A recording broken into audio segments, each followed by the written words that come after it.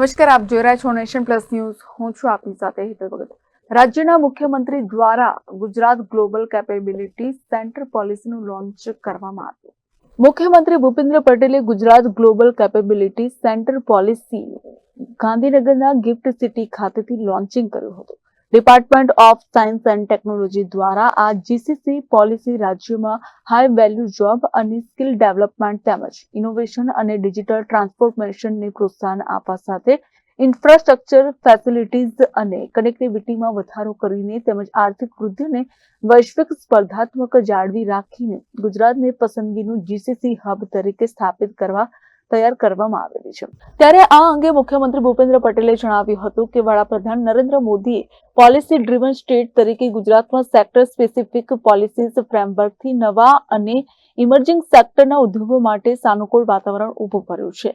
વડાપ્રધાનના પદચિહ્નો પર ચાલતા વર્તમાન સરકારે પણ પાછલા 3 વર્ષોમાં semiconductor policy, green hydrogen policy, IT અને ITES policy, textile policy, renewable energy policy તથા બાયોટેકનોલોજી પોલિસી જેવા ઇમર્જિંગ સેક્ટર્સની અનેક પોલિસીઝ જાહેર કરી છે.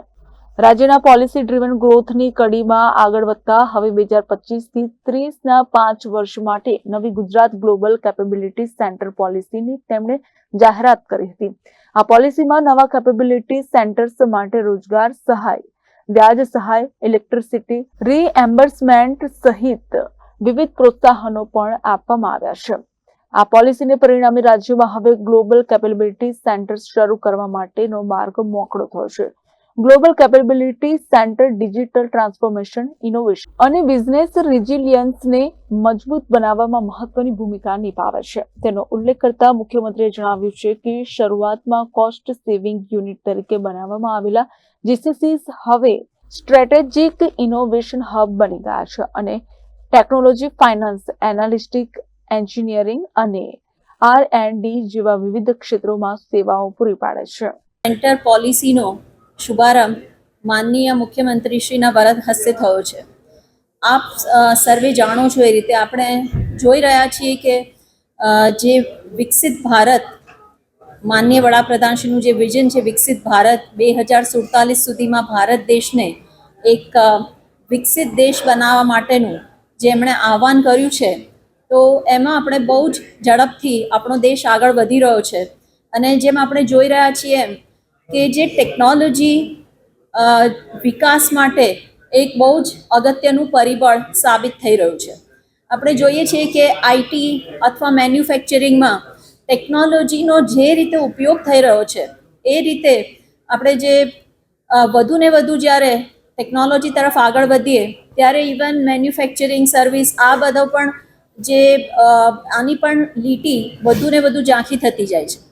તો એના માટે જે ગ્લોબલ કેપેબિલિટી સેન્ટર એ એક એવો એક ઇકોસિસ્ટમ ઉભરીને આવી રહ્યું છે કે જેમાં જે મલ્ટીનેશનલ્સ છે, ઇવન જે ડોમેસ્ટિક કંપનીઝ છે, તો એ લોકો પોતાની જાતને કેવી રીતે વધુ ને વધુ એફિશિયન્ટ અને વધુ ને વધુ ટેકનોલોજી ડ્રીવન બનાવે, વધારે ને વધારે રિસર્ચ અને ડેવલપમેન્ટ અને ઇનોવેશનથી પોતાની એફિશિયન્સી વધારે. આ એક ફોકસ છે ગ્લોબલ કેપેબિલિટી સેન્ટરનું. અને ગ્લોબલ કેપેબિલિટી સેન્ટરની એની ઇકોસિસ્ટમ બનાવવા માટે ફક્ત પોલિસી નહીં પણ આપણે એના માટેનું ઇન્ફ્રાસ્ટ્રક્ચર, એના માટેનું કેપેસિટી બિલ્ડિંગ, સ્કિલિંગ આ બધું પણ ખૂબ જરૂરી છે. અને આપણે નસીબદાર છીએ કે માનનીય વડાપ્રધાનશ્રી જ્યારે અહીંયા મુખ્યમંત્રીશ્રી હતા અને હાલના અને બધા જ મુખ્યમંત્રીશ્રી એ વિકાસની પ્રક્રિયાને ખૂબ ઝડપથી ખૂબ સારી રીતે આગળ ધપાવેલી છે. એટલે ગુજરાતમાં આપણને ફાઉન્ડેશન બહુ સારી રીતે મળ્યું છે. ગુજરાતને એક લીડ આ બધા ક્ષેત્રોમાં મળે છે. જ્યારે આપણે કહીએ લોજિસ્ટિક્સ, યુટિલિટીઝ, સોશિયલ ઇન્ફ્રાસ્ટ્રક્ચર, જે એજ્યુકેશનનું ઇન્ફ્રાસ્ટ્રક્ચર, આ બધામાં ગુજરાતને એક લીડ મળી છે. તો એની સાથે ગ્લોબલ કેપેબિલિટી સેન્ટર માટે આપણે એક બહુ સારું વાતાવરણ, સાનુકૂળ વાતાવરણ છે. આપણે ગુજરાતમાં ઘણી પોલિસીઝ લોન્ચ કરેલી છે. સાયન્સ અને ટેકનોલોજી વિભાગ દ્વારા ઇલેક્ટ્રોનિક્સ સેમી કન્ડક્ટર ITITS આ બધી પોલિસીઝ લોન્ચ કરેલી છે. બીજા વિભાગો દ્વારા પણ સારી પોલિસીઝ લોન્ચ કરવામાં આવેલી છે. તો એક આ પોલિસી ફ્રેમવર્કમાં ગ્લોબલ કેપેબિલિટી સેન્ટર આ પોલિસી આ બધી જ પોલિસીને એક બહુ જ સપોર્ટ આપનારું, એમને ટેકનોલોજીકલી આગળ લઈ જનારું પરિબળ સાબિત થશે.